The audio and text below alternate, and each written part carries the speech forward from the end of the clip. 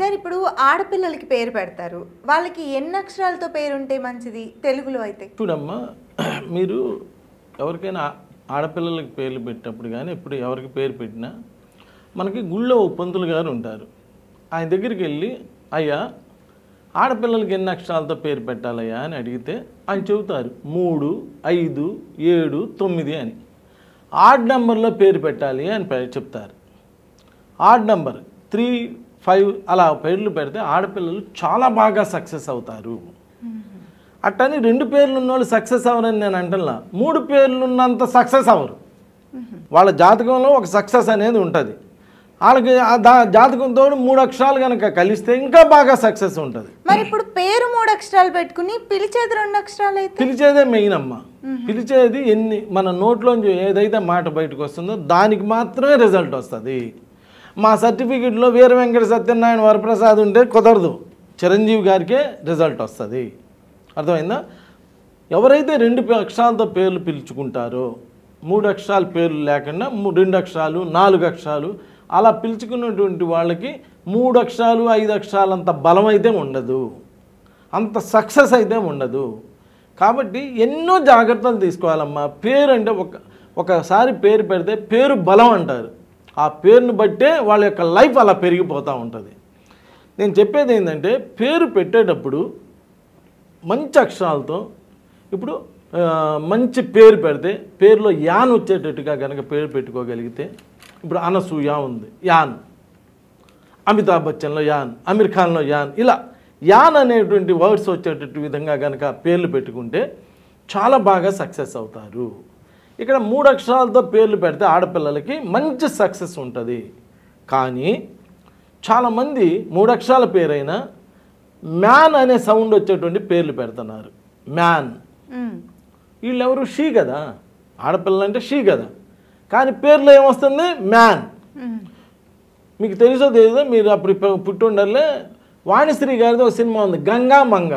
గంగా అనే అమ్మాయి ఇంట్లో కూర్చొని అంట్లు తోముకుంటూ ఉంటుంది, సాఫ్ట్ కార్నర్. మంగ అనే అమ్మాయి రోడ్డు మీదకి వెళ్ళి సర్కస్లు చేస్తూ ఉంటుంది. ఎందుకని? మ్యాన్. మంజులాలో మ్యాన్, మన్వితాలో మ్యాన్, సమంతాలో మ్యాన్. ఎవరి పేర్లో అయితే మ్యాన్ ఉంటుందో వాళ్ళు మగవాళ్ళలాగా బిహేవ్ చేస్తారు. లీడర్షిప్ క్వాలిటీస్ ఉంటాయి. అలా మగవాళ్ళలాగా అంటే అన్ని పనులు వాళ్ళే చేయాలి. ఇప్పుడు సపోజ్ ఏ మంగ అనేటువంటి వాళ్ళ ఆయన ఉన్నాడు అనుకో, వాళ్ళ ఆయన హాయిగా నిద్రపోతుంటాడు, కరెంటు బిల్లు తగ్గించి అన్నీ ఈమె తిరిగి ఈమె చేసుకురావాలి మొత్తం. ఎవడన్నా వచ్చి బెల్లు కొట్టి, ఏమండి పేపర్ బిల్లు కట్టాలండి అని వాళ్ళ ఆయన అడిగా అనుకో, ఆ పోవా నన్ను అడుగుతావింది, నిద్రపోయాని లేపి మామిడి అడుక్కోపో అంటాడు అని మళ్ళీ పొరుగుంటాడు ఆడు. ఇలా ఆడవాళ్ళ పేర్లో మ్యాన్ ఉన్న వాళ్ళందరూ వాళ్ళే మగవాళ్ళలాగా అన్ని ఇంటి బాధ్యతలన్నీ, బజారు బాధ్యతలన్నీ అన్నీ వాళ్ళే తీర్చాలి. వాళ్ళ ఆయన మాత్రం హ్యాపీగా నిద్రపోతూ ఉంటాడు. అంతా ఆ పేరు యొక్క పవర్ అలా పనిచేస్తూ ఉంటుంది. అందువలన ఆడపిల్లలకి పేర్లు పెట్టేటప్పుడు కొంచెం చూసి, ఎందుకంటే అసలే పాపం ఆడపిల్లలు అంటే వాళ్ళు కొంచెం సున్నితంగా ఉంటుంది. వాళ్ళకి మళ్ళీ మ్యాన్ పెట్టి రాత్రి పగలు రోడ్డు మీద తిప్పి నానా బాధలు పెడితే ఆ ఫ్యామిలీస్ కొంచెం ఇబ్బందులు పడతాయి కదా. పిల్లలకి ఆ అమ్మ ప్రేమ లేకుండా ఇలా పోతాయి. కాబట్టి ఆడపిల్లలకి పేరు పెట్టేటప్పుడు 3 అక్షరాలు కానీ 5 అక్షరాలు కానీ 7 అక్షరాలు కానీ 9 అక్షరాలు కానీ పేరు పెట్టండి. ప్లస్ మ్యాన్ అనేటువంటి సౌండ్ లేకుండా చూడండి, తా అనేటువంటి సౌండ్ లేకుండా చూడండి, వార్ అనే సౌండ్ లేకుండా చూడండి. ఇలా ఇన్ని జాగ్రత్తలు తీసుకొని పేరు పెడితే పిల్లలకి మంచి భవిష్యత్తు ఇచ్చిన వాళ్ళు అవుతారు, బాగా చదువుకుంటారు, బాగా పైకి వస్తారు. ఇలాంటివన్నీ అవకాశం ఉంటుంది. ఎప్పుడైతే అందుకనే నేను అనేది ఏంటంటే అమ్మ, చిన్న కరెంటు చిన్న జస్ట్ ఎవడో పిలిస్తే అలా ఫ్యాన్ తిరగట్లే అని పిలిస్తే ఊరిని ఆడే ఇట్లా తిప్పుతాడు, ఫ్యాన్ తిరిగిద్ది. మరి మనకి రాదు కదా, మనకి ఆడొచ్చే 5 నిమిషాలే. ఏమయ్యా 5 నిమిషాలకి ఎంత బిల్లు వేస్తున్నావు అంటే, మరి మీరు చేసుకోవచ్చు కదా అంటాడు. కానీ మనం చేసుకోలేం కదా. అందుకని అంటే ఏ ప్రొఫెషన్ చేసేవాడు ఆ పని చేయాలి. కరెక్ట్. మనం ఇట్టంటమే కదా అని ఇట్టని షాక్ కొట్టించుకొని 5,000 పెట్టుకునే బదులు వాడికి 500 ఇచ్చి ఇట్ట అనిపించుకోవటమే నయ్యం. కరెక్ట్ రెహమాన్ గారు. ఇప్పుడు నా గురించి అడుగుతాను. నా పేరు రూపస్వి, పిలిచేది రూపా అని పిలుస్తారు. పిలవకూడదు. రూపస్వి అని పిలవాలి. రూపస్విలో 3 అక్షరాలు ఉన్నాయి, రూపాలో 2 అక్షరాలు ఉన్నాయి, ప్లస్ ఇంగ్లీష్లో 4 అక్షరాలు ఉన్నాయి. 4 రాహు వివాహ వ్యాపార సంతాన సమస్యలు ఏర్పాటు చేస్తాడు. ఇప్పుడు బాగున్నావా లేదా అన్నది కాదు జీవితం, జీవితాంతం బాగుండాలి. మన జన్మకు వచ్చింది ఎట్లయినా బతికిపోతాడంట, చక్కగా చనిపోవాలంట. బతకడం ఎట్లయినా బతుకుతాడంట. ఆయన చెప్తారు చాగంటి కోటేశ్వరరావు గారు, బతకటం ఏముందయ్యా, ఇప్పుడు అన్న క్యాంటీన్లో 5 రూపాయలు పెడితే అన్నం పెట్టి బతికిస్తారు, లేదా 4,000 పెన్షన్ ఇచ్చి బతికిస్తారు. ఎట్లా కొట్లా బతికిస్తారండి. బతకడంలో ఇబ్బంది లేదు, లేదా బాగా లేకపోతే గవర్నమెంట్ హాస్పిటల్లో అయినా బాగు చేస్తారు.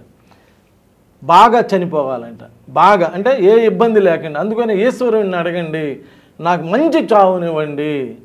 అదే మంచంలో ఉండి అన్నీ నా వస్తువులన్నీ నేనే పిసుక్కుంటా చనిపోవద్దు, మంచి చావు ఇవ్వండి అని చెప్పి అడగండి అని చెప్పి చాగంటి కోటేశ్వరరావు గారు చెబుతారు. అంటే నేను అనేది మంచి పేరుంటే జీవితం అంతా ప్రశాంతమైనటువంటి వాతావరణంలో జరుగుతుంది. ఇప్పుడు అలవాటు అయిపోయింది. రూపశ్రీ ఎవరు పిలవరు, మీరు అన్నట్టు తెలుగులో 2 అక్షరాలు, ఇంగ్లీష్ లో 4 అక్షరాలు, సరి సంఖ్యలు.